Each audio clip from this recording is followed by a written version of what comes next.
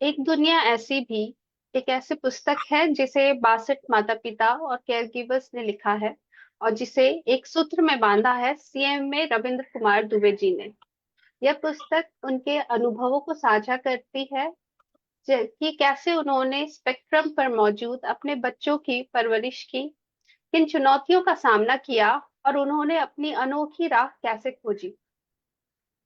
एक संवाद श्रृंखला के जरिए स्पेक्ट्रम दी अवेयरनेस प्रोजेक्ट और एक दुनिया ऐसी भी मिलकर एक पहल कर रहे हैं जिसका उद्देश्य है अन्य माता पिता और केयर गिवर्स को प्रेरित करना, साथ ही साथ समाज में जागरूकता फैलाना है ताकि हम सब मिलकर एक समावेशी समाज का निर्माण कर सके। नमस्कार, मैं रंजना पंच एक दुनिया ऐसी भी पुस्तक से जुड़ी इस श्रृंखला के आज के सत्र में आप सभी का स्वागत करती हूँ, जहां हम उन सभी अभिभावकों और देखभालकर्ताओं से मिलते हैं और बातें करते हैं जिन्होंने इस पुस्तक में अपना योगदान दिया है और उनकी यात्रा से हम प्रेरणा लेते हैं। मैं सभी से अनुरोध करूंगी कि पुस्तक के बारे में और अधिक जानने के लिए अब तक के प्रकाशित सारे सत्र देखें और अभिभावकों और बच्चों के बारे में अधिक जानने के लिए इस पुस्तक को जरूर से खरीदें। पुस्तक की लिंक आपको कमेंट सेक्शन में मिल जाएगी। इसी के साथ मैं आज के हमारे सत्र के अतिथि को मंच पर बुलाना चाहूंगी। परमार परिवार से आज हमारे साथ कल्पना परमार जी, मनोज परमार जी और रुद्र प्रताप हमारे साथ जुड़े हैं। कल्पना जी और मनोज जी दोनों ही नर्सिंग प्रोफेशन से जुड़े हैं और सेवा के क्षेत्र में सराहनीय कार्य कर रहे हैं। आप दोनों का स्वागत है, कल्पना जी और मनोज जी। मैम नमस्ते। नमस्ते जी। और कैसे हाँ हैं मैम? जी, मैम बहुत आपकी तबीयत ठीक है? जी जी जी, थैंक यू। अब मैं बिल्कुल ठीक हूँ। और आप दोनों से मैं पहला सवाल कि आपकी जीवन की अब तक की यात्रा के विषय में जितने भी हमारे दर्शक हैं उन्हें बताएं और आपने इसे कैसे समझा और अपनाया। मनोज जी, पहले आप सेम सवाल पहले आप उसका जवाब दे दीजिए और फिर कल्पना जी आप भी अपना नजरिया अपना अनुभव हमारे साथ साझा कर सकती है। जी मनोज मैम जी। मैं मनोज कुमार और मैं नर्सिंग ऑफिसर हूँ गवर्नमेंट हॉस्पिटल, कैंसर हॉस्पिटल में, इंदौर में। मैम इसका जन्म 2007 में हुआ था। जब उस टाइम पे सब कुछ ठीक था, दूसरे तीसरे दिन इसकी तबीयत खराब हो गई। जब तबीयत खराब हुई तो फिर इसको आईसीयू में एडमिट करना पड़ा। कुछ दिनों के बाद में कुछ दिनों के बाद में मैम इसको वहाँ से डिस्चार्ज कर दिया। सब कुछ ठीक था, चलता रहा। और जब ये 1 साल का हुआ तो फिर इसकी एक्टिविटी सारी लेट थी। हमें लगा कि शायद कुछ न कुछ प्रॉब्लम है, तो फिर इसकी एक सीटी स्कैन कराई तो उसमें पता चला कि इसको हाइपोक्सिया हो गया है और हाइपोग्लाइसीमिया। तो सीटी स्कैन फिर मैंने एक हमारे मिलने वाले हैं न्यूरोलॉजिस्ट, उनसे मैंने कंसल्ट किया। तो उन्होंने कहा कि इसको और बच्चों से अलग है, इसको आगे चल के काफ़ी परेशानियों का सामना करना पड़ेगा। उसके बाद में उन्होंने बताया कि एक ऑटिज्म बीमारी है जिसके बारे में मैंने पढ़ा हुआ था कि इसकी सारी स्टार्टिंग लेट होंगी, ये सारी चीज़ें हैं। तो फिर मैंने कल्पना से बताया, मैंने कहा ऐसे ऐसे सर ने बोला है। तो उस टाइम पे तो मैम ऐसा लग रहा था कि पता नहीं हमने क्या, हमसे गलती हुई है, कैसे होगा, ये सारी चीज़ें हैं। फिर यहाँ पर हमने इसकी सारी स्टार्टिंग लेट थी तो फिजियोथेरेपी करवाई इसकी। जब ये चलता फिरता नहीं था, बोलने में भी दिक्कत थी, बोल नहीं पाता था, हम इसको 5 साल कंटिन्यूस इसकी स्पीच थेरेपी करवाई और फिजियोथेरेपी और बिहेवियर थेरेपी, ये सारी चीज़ें मैम। जब हमारी नई नई जॉब लगी हुई थी तो ये कल्पना 4 से 5 किलोमीटर इसको पैदल लेके जाना पड़ता था हमें। इसका इसमें बहुत बड़ा योगदान है। फिर उसके बाद में जैसे ये 3-4 साल का हुआ तो इसको फिर हमने सोचा कि एक किसी नॉर्मल स्कूल में इसका एडमिशन तो कराएं। घर पे बैठा रहता है, ऐसे कैसे काम चलेगा, ये सारी चीज़ें। तो इसको फिर मैंने एक नॉर्मल स्कूल में करवाया, तो वहाँ 1-2 महीने उन्होंने रखा। उसके बाद में उन्होंने बोला कि अरे ये पढ़ता नहीं है, बैठ नहीं पाता है, इसको हम नहीं पढ़ा सकते हैं। तो वहाँ से इसको निकाल लिया। फिर एक दूसरे जान पहचानने वाले थे उस स्कूल में भी इसको भेजा, लेकिन मैम उन्होंने भी इसको वहाँ से निकाल दिया। फिर उसके बारे में मैंने कहा ऐसे नहीं होगा। और जो जो नॉर्मल बच्चों से नहीं, तो ये मेंटल रिटार्ड जो बच्चे होते हैं, वो मैंने फिर नेट पर सर्च करके देखा। तो 1-2 स्कूलों में कराया, कुछ ऐसे स्कूल थे बेचारे वहाँ कम स्टूडेंट थे तो वो बंद हो गए। फिर ये स्कूल के बारे में मैंने नेट पर सर्च करके देखा। तो ये हमारे मेडिकल कॉलेज के पास में पहले था, तो वहाँ इसको मैंने भेजना चालू किया मैम। तो जब से ये है कि अब इसको इसके जैसे बच्चे मिलने लगे, वहाँ इसको इंटरेस्ट आने लगा, स्कूल अब डेली जाता है, ये सारी चीज़ें हैं। इससे पहले मैम क्या इसको जब ये 3-4 साल का हुआ, जब हमने स्कूल भेजा तो इसको फिट्स आने लगे मैम। तो फिट्स की प्रॉब्लम न्यूरोलॉजिस्ट को दिखाया, ये सारी चीजें तो चलता रहा मैम, उससे फायदा तो हुआ लेकिन बंद नहीं हुए। फिर हमारे यहाँ पर एक न्यूरोलॉजिस्ट हैं डॉक्टर अपूप पौराणिक, उन्होंने कहा कि मैंने सब कुछ करके देख लिया, आप इसको दिल्ली एम्स में एपिलेप्सी सेंटर में लेके जाओ। तो वहाँ मैं 1.5 महीने कंटिन्यूअस में अकेला था, और वहाँ लेके गया। वहाँ पे भी न्यूरोलॉजिस्टों ने देखा तो उन्होंने कहा कि ये या तो इसकी सर्जरी करनी पड़ेगी। पर सर्जरी में क्या है कि थोड़ा सा टिपिकल है, अगर कुछ प्रॉब्लम हो जाती है तो ये पैरालिसिस वगैरह ये सारी चीज़ें साइड इफेक्ट उन्होंने बताए। तो मैंने कहा कम से कम इतना तो है कि अब अपने आप ये साइकिल चला लेता है, अपने सारे काम खुद कर लेता है। और मैंने कहा अगर कुछ उसके साइड इफेक्ट हुए, अगर ये पैरालिसिस हो गया तो फिर दिक्कत हो जाएगी, ये है। तो ऐसे ही अब उसको फिट्स तो आते हैं मैम लेकिन कम हो गए। अब स्कूल भी अच्छे से जाता है, ये सारी चीजें अपने काम खुद कर लेता है, साइकिल चलाता है, खाना भी खा लेता है। ये है मैम इसका। ठीक। अच्छी बात है कि अब है सो फिट्स में सुधार है। हाँ, सुधार है। उम्मीद है आगे और बेहतर, कम से कम जो सिम्टम्स, जो इस तरह के सिम्टम्स होते हैं जिनको ट्रीटमेंट से ठीक किया जा सकता है, कंट्रोल किया जा सकता है, मैनेजेबल है, तो उसमें सुधार होने से भी पेरेंट्स को काफी राहत मिलती है। कल्पना जी, आप भी कुछ बताना चाहेंगी अपने, एक माँ के नजरिए से कुछ बातें शेयर करना चाहेंगे? जी मैम। मेरा नाम कल्पना परमार है। मैं एक नर्सिंग ऑफिसर हूँ और प्राइवेट हॉस्पिटल में जॉब करती हूँ मैम। तो मैम मैं बस यही कहना चाहती हूँ कि मतलब मैं बहुत मेहनत करी है इसके लिए हमने। और ये चलता नहीं था, 1 साल का हो गया तो चलता नहीं था, तो इतनी टेंशन थी कि कैसे ये चलना सीखेगा। तो कंटिन्यू मतलब 4-5 किलोमीटर पैदल चल के मैं जाती थी रोज। और सब कुछ छोड़ दिया था मैंने। मेरी 2 बेटियां और हैं मैम। तो उनको तो मतलब ये इनसे छोटी है, ये सबसे बड़ा बेटा है मेरा।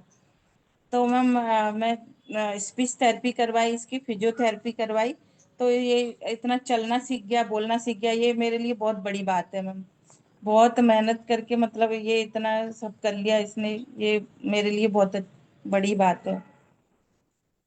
यस, पेरेंट्स, आपने इतना कुछ किया है, तो उसका फल तो मिलना ही था।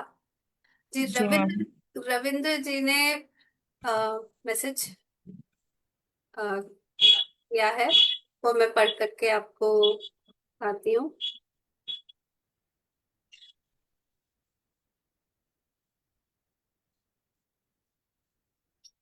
कल्पना जी ने बहुत कम शब्दों में बेटे का स्कूल प्रेम शीर्षक से अपनी पूरी कहानी लिख दी। बधाई कल्पना जी, आपको बताई थी। मैं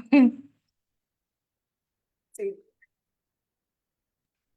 तो अगला सवाल मैं एक्चुअली इस किताब के विषय में ही पूछना चाहूंगी कि आप लोग इस पुस्तक से जुड़े कैसे, और क्या उम्मीदें हैं आपकी इस किताब से। मैम ये रविंद्र दुबे जी हैं। उनकी वजह से हम उन्होंने बताया कि हम ऐसे पेरेंट्स की राय लेना चाहते हैं जो ऑटिज्म बीमारी से पीड़ित बच्चों के पेरेंट्स हैं। तो उन्होंने मुझे मोटिवेट किया कि आप अपने बेटे का जो संघर्ष किया है आपने, उसके बारे में कुछ लिखिए। तो मैम मुझे ज़्यादा कुछ तो नहीं आया, पर मैंने जो कुछ मुझे समझ में आया वो मैंने लिख दिया इसमें। तो उनकी वजह से हम इस पुस्तक से जुड़े। और जितने भी पाठक हैं, जितने भी लोग इस किताब को पढ़ेंगे, आपको उनसे किस तरह की उम्मीदें हैं इस किताब को पढ़ने के बाद। मैम, इस किताब में दुबे सर ने बहुत अच्छा लिखा है। और जितने भी पेरेंट्स हैं, उनके जिन लोगों ने इतना संघर्ष किया है मैम, तो वो सब जैसे हमने जो कुछ कमी हम में भी जैसे रह गई हैं, तो इसमें जो भी लिखा गया है, एक्सपीरियंस तो मतलब इससे हमको अलग मिला अलग है। पेरेंट्स के अलग अलग एक्सपीरियंस होते हैं मैम। हर आदमी अपना 100% देने की कोशिश करता है, फिर भी कुछ कमी रह जाती है। तो इस किताब में इतना अच्छा लिखा हुआ है, हर पेरेंट्स के और बच्चों के अलग अलग क्या क्या व्यवहार हुआ, कितना क्या चेंज हुआ, क्या नहीं हुआ। मैम, इसमें इतना कुछ दुबे सर ने लिखा है जिसकी सारे पेरेंट्स से पेरेंट्स मतलब के इतना लिखा है कि हम उससे जैसे हमसे कुछ कमी रह गई तो हम उसको अभी भी पूरा कर कर सकते सकते हैं हैं। एक उसमें। मोटिवेशन मिलता है मैम कि हम और अच्छा कर सकते हैं। जी जी। यही तो होना चाहिए, एक दूसरे के लिए हम प्रेरणा भी बन सकते हैं, एक दूसरे से सीख भी काफी मिलती है। जी जी, मैम। कुछ और कमेंट्स शेयर किया है, मैं आपको पढ़ करके बताती हूँ। सुजाता जी ने लिखा, आपकी मेहनत को सैल्यूट। स्वाति सिन्हा जी लिखती है, कल्पना जी थैंक यू आपकी मैम। मेहनत एक प्रेरणा है। और दीप्ति जी ने लिखा है, कॉन्ग्रेचुलेशंस मैम, आपने काफी संघर्ष किया है और सक्सेसफुल हुई हैं। Thank you ma'am. उन्होंने मैम एक चीज मैं बताना चाहूंगी कि जब रुद्र छोटा था ना तो मैं जॉब नहीं करती थी।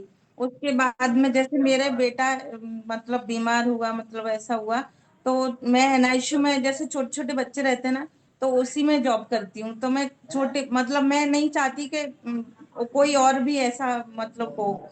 तो मैं उन पे पूरा मेरा जो जितनी में ड्यूटी आवर्स होते हैं पूरा फोकस उन बच्चों पे ही रहता है कि मैं मुझे इतना लगाव होता है उन बच्चों से कि मैं बता नहीं सकती। कि क्योंकि जो अपने साथ हुआ है मैम, किसी दूसरे के साथ नहीं हो, ये सारी है मैम। और रविंद्र जी ने एक और बात लिखी है, रुद्र में स्कूल प्रेम भी कल्पना जी ने ही जगाया है। यदि पेरेंट्स स्कूल के बारे में नेगेटिव बात करें या स्कूल के नाम से बच्चे को डराए, तो स्कूल प्रेम कभी भी पैदा नहीं हो सकता। वेल डन कल्पना जी, ये रविंद्र सर ने शेयर किया है। और मेरा अगला सवाल भी एक्चुअली उसी से जुड़ा है कि आपने जैसे लिखा भी है कि कैसे रुद्र प्रताप, उनको अपने स्कूल से बहुत ही प्रेम है। तो उस विषय में थोड़ा विस्तार से आप लोगों को बताइएगा, ताकि बाकी लोगों को भी प्रेरणा मिल सके। जी मैम। मैम ये जैसे चलना तो लेट ही सीखा था, बोलना भी लेट सीखा था। तो हमने 5 ईयर मैम ये मतलब हाथ सामने है स्क्रीन के, वो थोड़ा हटाइए, दिख नहीं रहा है। जी। मतलब मैम ये 5 ईयर का हुआ। मैम कहाँ गई? मैम आवाज आ रही है? जी आ रही है, आ रही है। हाँ मैम। मैम ये जैसे 5 ईयर का हुआ तो हमने सोचा कि इसको स्कूल में जैसे भेजना है, तो हमने नॉर्मल स्कूल में भेजा इसको। तो वहाँ पे जैसे टीचर्स वगैरह और बाकी नॉर्मल बच्चे थे, तो उन्होंने एक्सेप्ट नहीं किया, मतलब एडजस्ट नहीं कर पाए इसके साथ में। तो उन्होंने फिर रोज कंप्लेन्स आती थी कि ये आपका बेटा ऐसा है तो हम नहीं पढ़ा पाएंगे, तो ऐसा। तो फिर वहां से निकाल लिया। ऐसे ही 2-3 स्कूल में भेजा इसको, तो वहां पे भी एडजस्ट नहीं हुआ। फिर हमने ये मेंटली फॉर चैलेंज के बारे में सर्च किया, तो हमको पता चला। तो फिर मैम वहाँ पे भेजा, तो वहाँ के टीचर्स वगैरह और वहाँ बच्चे स्टाफ भी, बहुत अच्छा है। स्टाफ भी बहुत अच्छा है मैम, टीचर बहुत अच्छे हैं। और इनको भेजा तो इनको मतलब मजा आने लगा इसको वहाँ पे बहुत।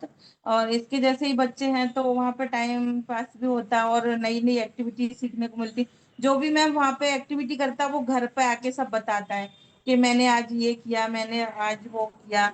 और टीचर्स के बारे में मेरी मैडम बहुत अच्छी हैं। और वहाँ पे खाना खाना भी सीख गया। मैं पहले खाना नहीं खाता था, घर पे मुझे खिलाना पड़ता था। और भी खाना वगैरह खा लेता है और डिमांड भी करता है कि मुझे ये खाना है, मुझे वो खाना है। दाल बाटी बहुत पसंद है मैम इसको। तो मैम अब क्या है कि वहाँ अलग अलग और वहाँ एक्टिविटीज कराते हैं, तो इसको करने में अब मजा आता है वहाँ। वहाँ पे म- जैसे मैम संडे को छुट्टी भी रहती है ये तो भी तो बोलेगा कि मुझे स्कूल जाना जाना है। है, तो उसको बोलेंगे आज संडे है, मंडे को जाना। जब फिर कहे ठीक है, तो फिर मैं मंडे को जाऊंगा। क्योंकि स्टाफ अगर कोऑपरेटिव होता है मैम तो अच्छा लगता है बच्चे को भी। ये है। वहाँ के टीचर्स और बच्चे मतलब इतना प्यार करते हैं इसको कि इसको वहाँ पे सारे बहुत अच्छा बच्चे लगता है। अच्छे हैं और सब एक दूसरे को बहुत प्यार करते हैं मैम। जी, ये सुनकर स्टाफ के पूरा कोऑपरेट करता सुनकर है मैम। इतनी अच्छा लग रहा है कि सेंटर पे इतने अच्छे से सभी चीजों को मैनेज किया जा रहा है कि बच्चे भी खुशी खुशी वहां जाना चाहते हैं, एक दूसरे से मिलना चाहते हैं, टीचर्स के साथ समय बिताना चाहते हैं। ये बहुत ही अच्छी बात है।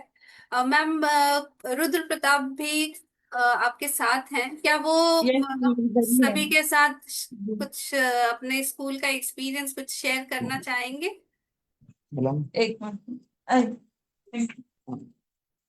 चलो मैडम एक है, मिनट। हाँ, मैडम बुलाएंगे। ले इधर आओ। नमस्ते कर लिया, बैठ जा। बैठ से नहीं है, खड़े हो जाओ इधर पीछे। पीछे हो जा। इधर इधर। ले दो तो। हाँ, देख मैम से देखो नमस्ते कर मैम, ले। नमस्ते करो, ऐसे नमस्ते। नमस्ते रुद्र प्रताप। बोलो, मुझसे बोलो। स्कूल स्कूल जाना पसंद है आपको? और बोलो, क्या? दूर से बोल, बोलो, जोर बोलो। से बोल। जाता हूँ मैं कोलाज। हम्म, आज क्या हाँ, क्या किया स्कूल में, आप हमें बताना चाहेंगे? छुट्टी आज स्कूल में क्या क्या किया बताना छुट्टी चाहेंगे ना। सभी को? बोल रहा है आज तो छुट्टी है ना। ओ, आज सैटरडे, लास्ट सैटरडे था। शनिवार के दिन छुट्टी रहती है, हाँ अच्छी लास्ट बात है। सैटरडे है ना मैम, तो छुट्टी रहती है आज के दिन। अच्छा, बोलो। पर स्कूल में क्या करना पसंद है, सबसे ज्यादा क्या क्या करना करते हो? पसंद है? क्या करते हो? डांस करता है ना, बता। गाने भी सुनता है। मैं वो डांस करता हूँ, बता क्या क्या करता बोलो बोलो हमको। जो करना सबसे ज्यादा पसंद है आप वो हमें बता सकते हैं, कोई हूँ? भी बता एक दो, चीज जो सबसे ज्यादा पसंद है। बताओ। डंकी लगाता हूँ आज। हैं? डंकी लगाता हूँ आज। अच्छा मैम, ये बोल रहा है कि वहां पर ये हाँ, लिफाफों की वो बनाते हैं, हाँ, तो हाँ। वो, हाँ, तो वो बना लेता है, वो अच्छा लगता है, डांस अच्छा लगता है। अच्छा, गाने भी सुनता हाँ, है। गाने भी सुनता है मैं। ये है। ये बात। थैंक यू रुद्र प्रताप, हमसे शेयर करने के लिए बहुत बहुत थैंक यू। थैंक यू बोल दो। ले, नमस्ते कर। हाँ। ठीक है जाओ। जी, मनोज जी और कल्पना जी, और अब मैं सबसे इम्पोर्टेंट और एक आखिरी सवाल जो शायद सारे अभिभावकों के मन में रहता हुआ कि वो सोसाइटी से, हमारी कम्युनिटी से क्या एक्सपेक्टेशंस रखते हैं, क्या संदेश देना चाहते हैं, अ, कि समाज किस तरीके से बच्चों के साथ और उनके परिवार के साथ किस तरीके से पेश आए। मैम, मैं पूरे समाज से ये कहना चाहता हूँ कि ये बच्चे कोई ये सोसाइटी का हिस्सा हैं। लोग बाग इनको बहुत हीन भावना से देखते हैं। कुछ लोग तो ऐसे बोलते हैं अरे ये पागल है, ये सारी चीज है। इनको भी समाज में रहने का अधिकार है, ये कोई पागल थोड़ी है। ये एक बीमारी है। तो वो किसी को भी जैसे कोई बीमारी हो जाती है, इस तरह से है मैम। और मेरा समाज से यही कहना है कि जब दूसरे बच्चे जैसे समाज में रह रहे हैं, अपन उनसे प्यार करते हैं, अगर इन बच्चों को अगर अपन प्यार से रखेंगे तो इनको भी अच्छा लगता है मैम। और ये मैम कुछ समाज से बस कुछ नहीं चाहते, बस प्यार प्यार चाहते हैं चाहते ये। हैं। तो हमारा यही संदेश है कि इनको भी समाज में रहने की समाज का हिस्सा है ये भी, तो इनको भी समाज में रहने की वो दी जाए। और और इनकी इनको भावनाएं भी समझे मैम। बस प्यार चाहिए, तो इनको हीन भावना से नहीं देखना चाहिए, इनको भी प्यार देना चाहिए। मैम बस यही है हमारा कि जैसे सोसाइटी में लोग बोलते हैं अपने बच्चों के साथ नहीं खेलने देते हैं, तो वहां पे बहुत दुख होता है। बस यही है मैम कि इनको भी अच्छी मतलब हीन भावना से नहीं देखें, और इनको भी प्यार की भावना से देखें। जी, बहुत ही सही कहा आपने। और जो कई ऐसे अभिभावक होंगे जो शायद अपने इस सफर में शुरुआत कर रहे हैं, क्या आप उनके लिए भी कुछ कहना चाहेंगे? क्योंकि किसी के लिए भी बहुत आसान नहीं होता कि जो हमारा जो एक क्राइटेरिया बना हुआ है एक नॉर्मल का, उससे अलग अगर कुछ भी चैलेंज अगर इंसान फेस करता है तो इनिशियली बहुत डिफिकल्ट भी होता है। तो क्या आप ऐसे पेरेंट्स और जो केयर गिवर्स हैं उनको भी कुछ संदेश देना चाहेंगे अपने एक्सपीरियंसेस से? मैम मेरा तो यही कहना है, अब अभी भी मैम ऐसे पेरेंट्स हैं, इनके बच्चे हैं, लेकिन उनके सामने भी मैंने उन लोगों से बात की है कि आप ये नॉर्मल स्कूल में नहीं अगर वो एडमिशन ले रहे हैं, तो ऐसे बहुत सारे स्कूल हैं जो कि मेंटल रिटार्ड बच्चों को अच्छी एजुकेशन देते हैं। उनको खाना कैसे खाना है, कपड़े पहनना, ये सारी चीजें, और लेकिन मैम ये जैसे घबराए नहीं, पेरेंट्स धीरज से काम लें, क्योंकि ये कोई ऐसी बीमारी नहीं है जो ठीक ना हो। धीरे धीरे समय के साथ सब कुछ ठीक हो जाता है। ये बच्चे भी मतलब सब सरवाइव कर सकते हैं, ऐसा नहीं है कि ये कुछ नहीं कर सकते, सब कुछ कर सकते हैं ये। तो घबराना नहीं है, किसी को भी हिम्मत से काम लेना है। अब वो मैम ऐसे पेरेंट्स को जैसे मैं दो चार लोगों को जानता हूँ, तो वो यही कि अरे इतनी दूर है इंदौर में, हमारे यहाँ तो कोई ऐसा स्कूल नहीं है, ये सारी चीजें हैं, कैसे हम कर पाएंगे। तो अभी भी मैम जो जैसे गांव में जो बैकवर्ड एरिया हैं उसमें आज भी सोच यही बनी हुई है कि अरे ऐसे बच्चे हैं, इनको तो अपने तरीके से रहने दो, कोई दिक्कत नहीं है, अपना दूसरा बच्चा है उस पर फोकस करते हैं, न कि ऐसे बच्चों पर ध्यान देते हैं। मैंने उनको समझाया ऐसा नहीं है कि सरकार भी इनके लिए कर रही है, और एक अगर हम नहीं करेंगे तो ऐसे बच्चों का करेगा फिर। तो मेरा उन पेरेंट्स से भी यही कहना है कि ऐसे चीजों से जुड़ें, ऐसे स्कूलों से जुड़ें, जिससे कि ऐसे जो बच्चे हैं उनको सही जगह पर सही सही मार्गदर्शन मिल दिशा मिल सके। सके। यह है। नेटवर्क की कुछ नेटवर्क इश्यू आया है। हाँ मैम। जी। सही इधर उधर अब कर। मनोज जी और कल्पना जी ने काफी सही कहा कि जो भी सपोर्ट अवेलेबल है इन बच्चों के लिए, चाहे वो थेरेपीज के फॉर्म में हो या इंस्टीट्यूशंस हैं जो बच्चों की सहायता करते हैं। जी। मुझे लगता है नेटवर्क की समस्या के कारण डिस्कनेक्ट हो गए हैं कल्पना जी। अ, मैं जब तक से वो ज्वाइन कर रहे हैं, मैं किताब में लिखी हाँ। एक प्रार्थना है, मैं वो पढ़ना चाहूंगी, जो रविंद्र यस मैम। कुमार दुबे जी ने लिखा है। हे प्रभु, हमें शक्ति दो, हर पल धैर्य और प्रेम की भक्ति दो, दिव्यांगता को भी दिव्यता में बदले हम, हर बच्चे को आत्मनिर्भरता की शक्ति दो। हे प्रभु, हमारे बच्चों पर वरदान करो, अपने उनके जीवन को सक्षम और आसान करो, सबके दिल में उनके लिए प्यार जगाओ, स्वीकार्यता का सच्चा एहसास दिलाओ, जो नजरें करे तिरस्कार उन्हें ज्ञान दो, दया नहीं सम्मान करे इसका भान दो।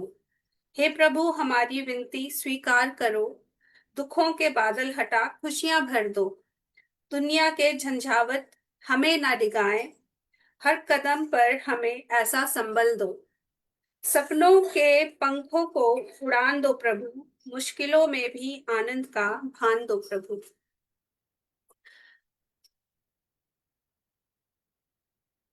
तो इस प्रार्थना के साथ मैं आज का ये सेशन, एक्चुअली कल्पना जी और मनोज जी का नेटवर्क का कुछ इशू है, वहाँ काफी बारिश हो रही थी तो शायद इसी वजह से वो डिस्कनेक्ट हो गए हैं।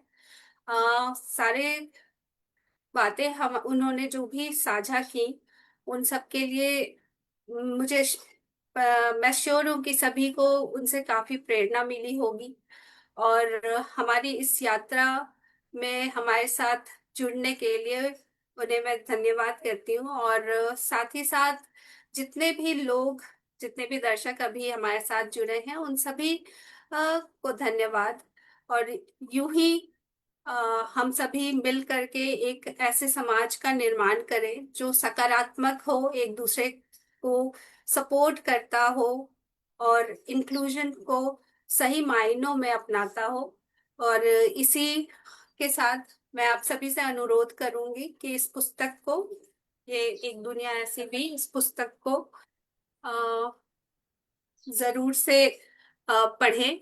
और इसमें अनेक अभिभावकों ने और देखभालकर्ताओं ने काफी चीजें साझा की है, उन्हें पढ़ करके समझें और जो मूल भाव है किसी भी पेरेंट के लिए अपने बच्चों के प्रति, वो समझने के लिए और लाइफ के चैलेंजेस को कैसे सभी ने मिल करके फेस किया है वो समझने की प्रेरणा इस पुस्तक से मिलती है। लिंक आपको कमेंट्स में मिल जाएंगे। तो इसी के साथ हमारे साथ जुड़े रहने के लिए बहुत बहुत धन्यवाद और मिलते हैं अगले सत्र में किसी एक नए परिवार के साथ और उनसे सीखेंगे हम। धन्यवाद।